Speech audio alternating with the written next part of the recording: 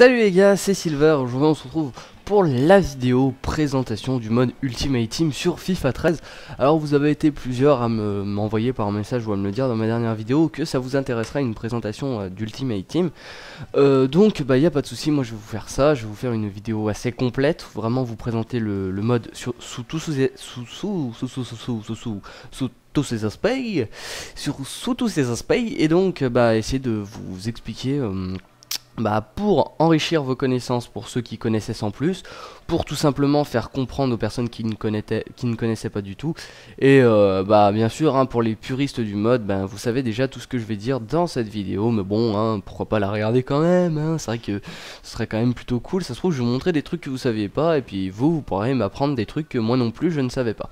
Alors ok, donc ça c'est la dernière fois je me suis déco puisque je devais partir, j'avais pas le choix. Alors je vais vite faire regarder quelque chose. J'ai vendu une carte. Donc je vais regarder qu'est-ce que c'est d'abord avant de vous commencer la présentation. Je vais regarder, et j'ai vendu Cassano à 5900. Ouais, bon c'est pas si mal quand même, on va pas faire le difficile. Donc on va tout de suite commencer par le plus important, les cartes. C'est vrai que le but de FIFA Ultimate Team, c'est de créer l'équipe, son équipe, ou même plusieurs équipes, de ses rêves avec les joueurs qu'on veut. Alors, chaque joueur est représenté sous forme de cartes que vous pouvez voir ci-dessous. Il existe trois types de cartes: les cartes or, les cartes argent comme celle-ci, et les cartes bronze comme celle-ci. Alors, ce qu'il faut savoir, c'est que l'équipe que vous avez sous les yeux, ça je parle pour ceux qui connaissent le mode, c'est une équipe qui, on va dire, pas forcément au point. C'est une équipe belge que j'ai décidé de faire, mais qui est pas finie. Donc c'est un petit peu normal qu'elle ait que 4 étoiles, j'ai pas encore les meilleurs joueurs, donc voilà. Et surtout par rapport aux remplaçants où j'ai pas forcément des belges, et puis surtout beaucoup de cartes bronze. Donc voilà, il existe trois types de cartes, et donc forcément, comme je pense que vous l'avez compris, or c'est les meilleurs, argent ils sont moyens, bronze ils valent pas une thune. Voilà, même si après bien sûr il y a des bronzes qui sont pas mauvais, etc. Donc ensuite on va s'intéresser à ici. Vous pouvez voir les petites caractéristiques en bas de la carte. Donc 71, il y a la vitesse, les dribbles, le tir, la défense, les passes et la tête. Donc ça, c'est les caractéristiques de votre joueur. C'est comme un joueur normal dans FIFA, dans un mode normal. Il a ces caractéristiques qui sont plus ou moins élevées, forcément.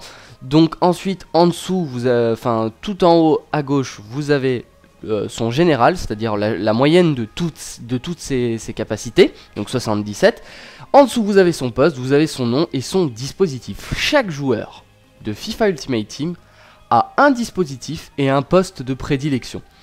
Donc là, vous voyez que c'est milieu central et que son dispositif c'est 4-3-3. Donc ensuite, vous voyez cette petite chaussure verte ainsi que ce petit carré vert, c'est par rapport au dispositif et au poste. Vous avez une barre de collectif qui est tout en haut là. Et cette barre de collectif, elle augmente en fonction de ce que je viens de vous dire, là, cette petite chaussure et ce carré. Si votre joueur est au poste qu'il préfère, donc c'est-à-dire qu'il est en vert, c'est un poste qu'il adore, c'est son poste de prédilection, il va faire augmenter votre collectif, et de même s'il est dans un dispositif qu'il aime bien. Petit exemple, ici, Dembélé est dans un poste orange, c'est-à-dire que c'est pas son truc préféré, mais c'est pas non plus un poste qu'il déteste. Après vous avez également les postes rouges, où alors là le joueur n'aime pas du tout son poste, et vous avez exactement pareil pour le dispositif. Plus vos joueurs sont à des postes et à des dispositifs qui leur conviennent, et plus ils ont des relations entre eux, plus votre collectif sera élevé. C'est-à-dire que moi j'ai décidé de faire une équipe belge, vu qu'ils sont tous belges dans mon équipe, eh bien ils ont tous une relation, donc qui est plus ou moins bien forcément. Donc vous voyez que les barres vertes c'est le must, les barres oranges c'est pas mal mais c'est pas le top, et les barres rouges c'est carrément les joueurs qui s'entendent pas. Donc comme vous le voyez ici, j'ai une relation verte entre Fellaini, Mirallas, Dembélé et Vertonghen, tout simplement parce que ces 4 joueurs là sont belges et jouent en même temps en Angleterre. Et après vous voyez des personnes comme Wistel, lui alors je sais plus du tout son nom. Oula, ouais, ok, non, je vais pas le dire, je vais pas me ridiculiser. Donc voilà, eux ils jouent au Zénith ou à l'Ajax, donc c'est pas forcément, ils ont pas forcément de relation, donc c'est pour ça qu'ils ont une barre orange, mais ils ont quand même la spécificité d'être belges, donc ils ont quand même une relation orange. Après, vous pouvez très bien faire une équipe avec des joueurs de classe mondiale qui n'ont aucune relation ensemble, avoir une bonne équipe, avoir 5 étoiles, mais avoir 10 de collectif parce qu'il n'y a aucune relation entre vos joueurs, ça vous empêche pas de gagner des matchs. Après, c'est vrai que c'est mieux d'avoir un haut collectif. Ici, il y a l'entraîneur, donc l'entraîneur c'est... Attendez, voilà, c'est simple, moi j'ai Arsène Wenger. Donc, la nationalité importe peu, c'est pas parce que vous allez avoir un entraîneur belge que ça va augmenter votre collectif, mais c'est surtout le dispositif de l'entraîneur. Donc vous voyez que il est dans mon dispositif qui est 4-3-3. Donc voilà un petit peu pour toutes les relations. On va ensuite passer à la pratique, on va dire.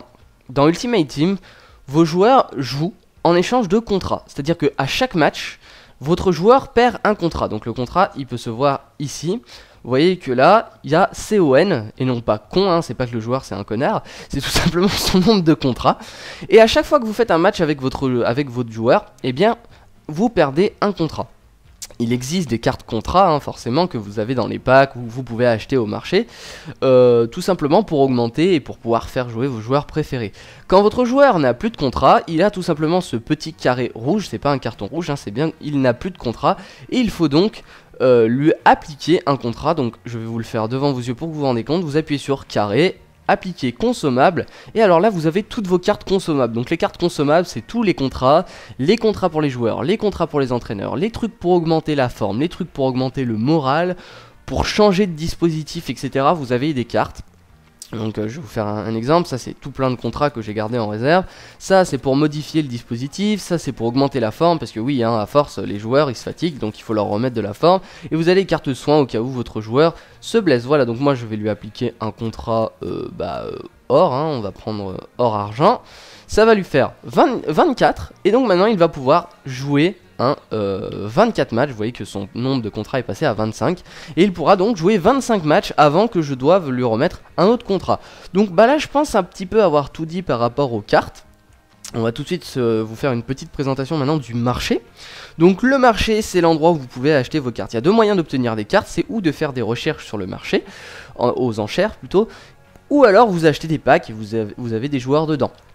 Donc vous avez un menu de recherche qui vous permet vraiment de sélectionner, de cibler le joueur ou le type de joueur que vous voulez. Donc si vous voulez des attaquants, vous pouvez également rechercher des entraîneurs, des maillots, etc. Donc selon par poste, etc. Donc je vais vous faire une petite, tout simplement une petite démonstration. Donc on va chercher le joueur le plus cher des enchères, hein, forcément. Non, vous savez quoi, on va faire une recherche générale, hein, de Belge, tiens. Alors n'importe quel poste, formation, on va mettre la mienne, comme ça au moins on va pouvoir s'en rendre compte un peu des prix. Niveau or, nationalité, vous pouvez sélectionner par nom, donc je vais mettre belge, voilà. Alors petite précision, je suis pas belge, hein, c'est pas parce que j'ai fait une équipe Belgique que je suis belge. C'est tout simplement que la Belgique est une équipe que j'aime bien, parce que j'aime bien leur jeu, c'est pour ça que j'ai décidé, je l'aime bien en ligne normalement, donc j'ai décidé de faire une équipe. Après, avec vos sous, vous pouvez également choisir de faire une seconde équipe, vous pouvez faire des équipes à volonté si vous avez la monnaie, hein, forcément. Donc championnat, on s'en fout, et on va faire une recherche. Donc maintenant vous avez le menu enchères qui va apparaître, et là vous avez tous les joueurs qui correspondent aux critères de recherche que vous avez mis. Alors maintenant on va faire la présentation de ce qu'il y a en bas. Donc vous avez vu offre actuelle, prix de départ, offre en cours. Qu'est-ce que c'est que tout ça? Eh bien c'est tout simple, c'est comme une sorte de eBay géant, mais pour des joueurs. Donc le mec qui a décidé de mettre en vente ce joueur là, il met un prix de départ, il fixe le temps de l'enchère, et il peut également fixer un prix d'achat immédiat. Un prix d'achat immédiat, c'est tout simplement si vous n'avez pas envie de vous casser les couilles à faire l'enchère, vous pourrez directement aligner le prix, donner le nombre de crédits correspondant au prix d'achat immédiat, et vous avez directement le joueur. Donc vous voyez que là, 2, 1, voilà, ça a expiré, donc le joueur n'est plus à vendre, et c'est le mec qui a fait l'offre actuelle, hein, de 500 qui aura l'honneur, j'exagère un peu, de pouvoir jouer avec ce joueur. Donc il se placera directement dans la case achat, et vous pourrez ensuite faire ce que vous voulez, le vendre, le mettre dans votre équipe, le mettre en remplaçant. Bref, une fois que la carte est à vous, vous faites ce que vous voulez avec. Donc après, ce qui est intelligent, c'est que quand vous avez envie de vous faire une équipe, il faut vraiment cibler comme moi, ou choisir par exemple une nationalité ou un certain championnat, un certain dispositif, et ensuite vous allez acheter vos joueurs en enchère en cherchant par rapport en ciblant vraiment quel joueur vous voulez. Donc là, lui, prix de départ 150, normal, c'est un nul, mais vous prenez l'exemple tout simplement de Hazard, qui est l'un des joueurs enfin le joueur qu'il vous faut quand il vous faut une équipe belge, il est quand même à 140 000 crédits. Pour vous donner un ordre d'idée, quand vous gagnez un match, que vous avez fait un bon match, que vous avez explosé votre adversaire par exemple 3-0, vous gagnez environ 500 crédits. Imaginez un petit peu ce qu'il faut pour en avoir 140 000. Et 140 000 c'est juste pour cette carte. Alors après forcément vous pouvez vendre vos joueurs, mais avant d'arriver à 140 000, autant dire que Hazard est presque un joueur qui est pratiquement inaccessible. Regardez un petit peu ses stats, hein. 90 de vitesse, 90 de dribble, 78 de tir, 83 de passe, enfin il n'y a pratiquement rien à dire mis à part sur la tête et la défense. Mais bon, c'est un attaquant hein, ou un milieu, donc bon, qu'est-ce que vous voulez, il n'y a pas vraiment besoin d'avoir une bonne défense. Pour vous donner un ordre d'idée, c'est vraiment pas le plus cher Hazard, c'est le plus cher, c'est tout simplement Messi et Cristiano Ronaldo qui sont à chacun 1 400 000 crédits respectivement. Donc 1 400 000, enfin limite je pense pas que ça doit être une bonne chose d'avoir Messi, à part si vous faites une équipe italienne et qu'il est dans votre une équipe italienne, argentine, et que vous l'avez dans votre équipe, parce que franchement qui va vous l'acheter à 1 400 000 crédits? Enfin il existe qu'une proportion complètement infime de joueurs qui ont les moyens de se payer des joueurs comme ça. Et moi, vous vous rendez compte que Hazard, je le trouve déjà trop cher alors qu'il coûte que 140 000. Donc voilà comment se passent les enchères. Après, si vous proposez un prix et que il y a quelqu'un qui surenchérit, bah va falloir se battre pour avoir un peu les joueurs. C'est ça que j'aime bien, ça me fait penser un petit peu le système de cartes et d'enchères aux cartes Yu-Gi-Oh, ou tout comme ça. Ça me rappelle un peu mon enfance et c'est pour ça que j'aime bien ce truc. Petite précision, il n'y a pas vraiment que les cartes or, je viens de penser qu'il existe un autre type de carte, et c'est ce que je vais vous montrer tout de suite. Il s'agit tout simplement des cartes noires ou Team of the Week, donc c'est l'équipe de la semaine. Chaque semaine, des joueurs sont mis en carte noire et sont boostés, c'est-à-dire qu'en fait, leurs stats sont plus élevés que les stats de leurs vrais joueurs s'ils sont en or, etc. Donc là, vous avez par exemple Franck Ribéry, qui a 91 de général, qui a 93 de vitesse, 93 de dribble, toutes ces stats qu'il a là, il n'a pas les mêmes. En carte or normale, c'est que le joueur est boosté. Il a 5 étoiles en geste technique. Honnêtement, il y a un seul mec qui l'a pour le moment. Je pense que ce mec là peut facile le vendre pour 500-600 000 crédits. Les cartes les plus chères du jeu, c'est ou les joueurs comme Messi, etc. Ou alors les cartes Team of the Week. Elles sont vraiment extrêmement chères. Moi j'en ai eu une pour le moment. C'était Quagliarella, c'était un Italien. Je l'ai revendu à 15 000 alors que c'est un joueur qui est bon. Il est pas mauvais mais il est pas non plus exceptionnel. Je sais pas si vous vous rendez compte, 15 000 crédits quand même pour une carte qui à la base n'est pas splendide. Juste parce qu'il est Team of the Week. Donc c'est quand même assez impressionnant. Vous avez des joueurs comme Ronaldinho, Ivanovic, lui je sais plus qui c'est. Ah, Ranocchia, le goal de Dortmund, et après vous avez bien sûr, hein, toujours dans les remplaçants, il n'y a pas de français, si il y a Gignac, ouais, Gignac et Ribéry, il y a Klose, enfin voilà.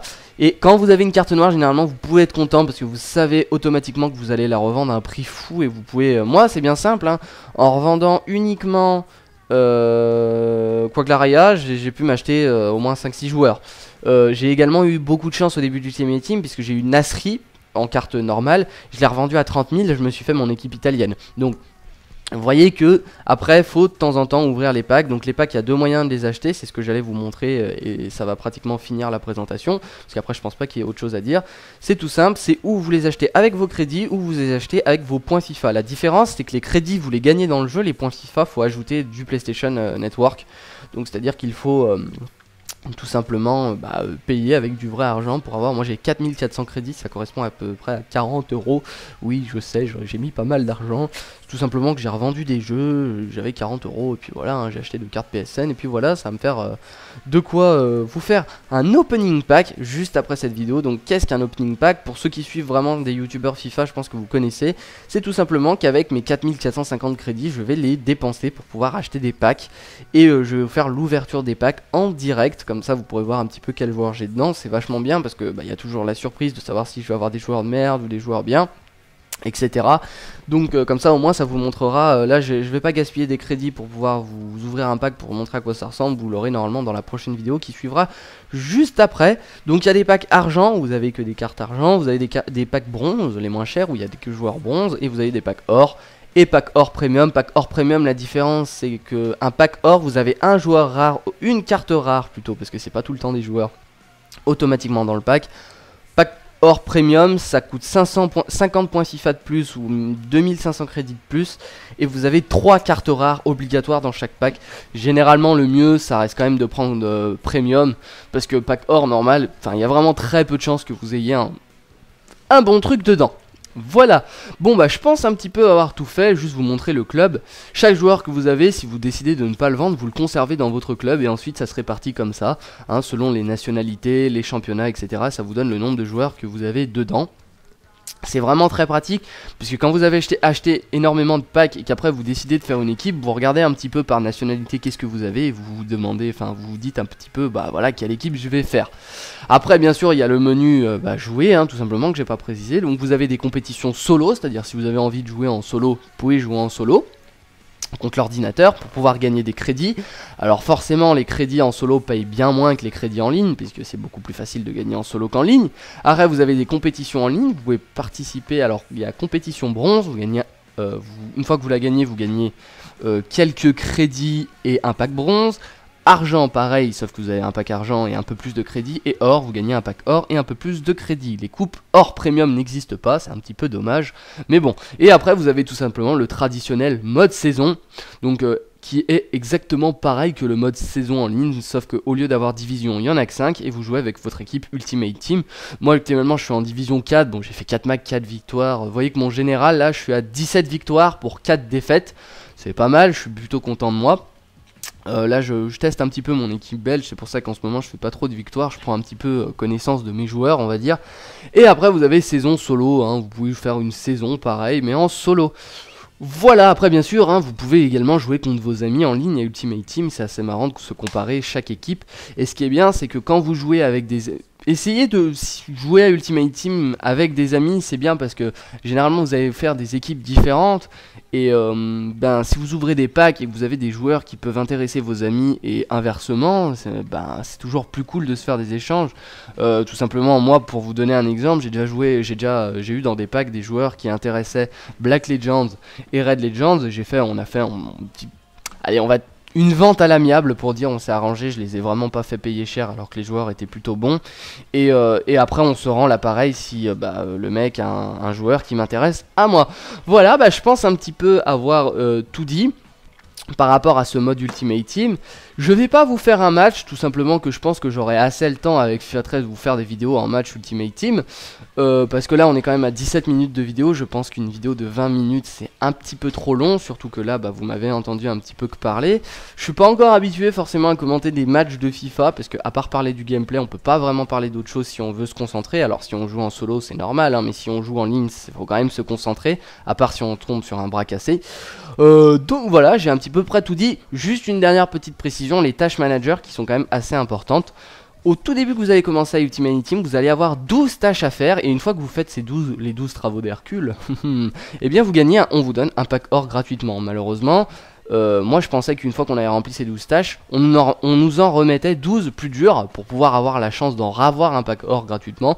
Mais non, donc c'est simple, hein, lister un joueur aux enchères, utilisez acheter maintenant aux enchères, défier l'équipe de la semaine. Franchement c'est des trucs pas très compliqués, ça vous fait gagner un pack or gratuitement et la chance d'avoir un joueur plutôt sympa. Dernière petite chose que je pourrais vous montrer, en fait quand vous listez, non ça c'est pas très intéressant. Ah si. Donc je vais vous montrer, donc là les joueurs qui sont en vert c'est des joueurs que j'ai vendus, les joueurs qui sont en rouge c'est des joueurs qui n'ont pas trouvé preneur. Donc et je vais vous montrer comment ça se passe quand vous listez un joueur aux enchères. Donc là, Quadrado, je l'avais mis en prix de départ à 1000, c'est-à-dire qu'on ne peut commencer à enchérir que à partir de 1000. J'ai pas vraiment envie de baisser parce que voilà, c'est quand même un joueur qui a 90 de vitesse. Le brader à moins de 1000, ce sera un petit peu con. Je vais le mettre à prix de départ à 1000 et prix d'achat immédiat 2000. On va mettre 2500, on va être malin, on va mettre 2500, on va mettre 3 heures. Généralement, plus les enchères sont longues, si le mec veut vraiment le joueur, il utilise acheter maintenant parce qu'il a la flemme d'attendre 3 heures. Donc c'est une tactique qu'il peut y avoir. Morales, 89 de vitesse, 85 de dribble. Voilà, il est pas mauvais non plus, je vais pas le brader, je vais faire pareil qu'avec Quadrado. Ensuite, Hernandez, qui est un très très bon joueur, qui a, c'est vrai que niveau passe, tir et tête, il a pas des stats extraordinaires, mais ne vous fiez pas 100%, ne vous fiez pas à 100% aux stats. Des fois il y a des joueurs qui ont des stats un peu moyennes comme Hernandez, mais qui sont vraiment très bons. Hernandez est un très bon joueur, donc on va faire pareil. Maggio qui était vraiment un très bon joueur, bah on va faire pareil. Coutinho qui est très bon, hein, 92 de dribble, c'est vraiment excellent. Il n'y a pas beaucoup de joueurs qui ont 92 de dribble, donc voilà. Et Desailly, non, on va peut-être un peu baisser le prix de Desailly. C'est un très bon défenseur, assez rapide, bon de la tête, etc. Mais bon, ouais, c'est vrai que 4500, j'ai un peu abusé. On va mettre 4000, voilà. Et ben voilà. J'ai un petit peu tout dit pour Ultimate Team. Nous, on se retrouve tout de suite après, puisque je vais enchaîner les vidéos, hein, je vais enchaîner cette vidéo, je vais directement faire l'opening pack que vous aurez normalement environ 2, 3, voire une semaine après cette vidéo aussi. C'était Silver, j'espère que vous aurez bien compris le mode Ultimate Team, j'espère que cette vidéo vous aura plu.